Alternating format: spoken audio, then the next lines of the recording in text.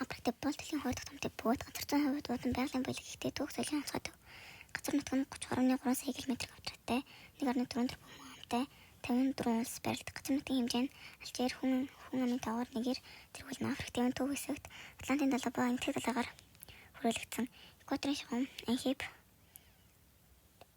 Энхипиг дайрсан цөмийн хурын уур амьсгал, халуун чиглэг, ширэнгэн оширхаг хээр, хурын сэрэн уур амьсгал татгалгийн хамгийн урт гол нийл 6650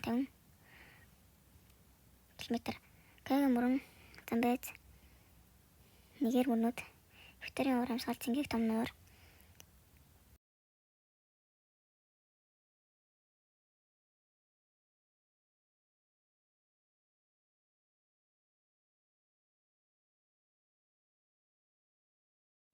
Килиманжаро галт бол 7895 м байдаг. Рифтийн урт хөндөд байсан. Амрах төвийн алт алмаз зэс газрын тус зэрэг асар их нөөц бүлэгтэй.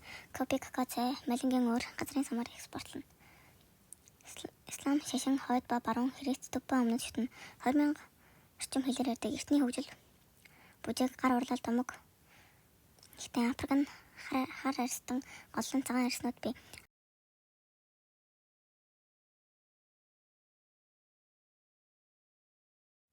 Африкт амстан ургамал нөөцөр хамгийн баялаг. Зэрлэг, ан амтан, ус, ширэнгэн ой, арслан зан, хэрс, ирвэс, бууг, анааш, матар, горил, хэрс, зэрэг амтад, бибап мод, агсац мод, ширэнгэн ой, цөмийн ургамал, кактус зэрэг ургамалтай арга хэлээр ярьдаг.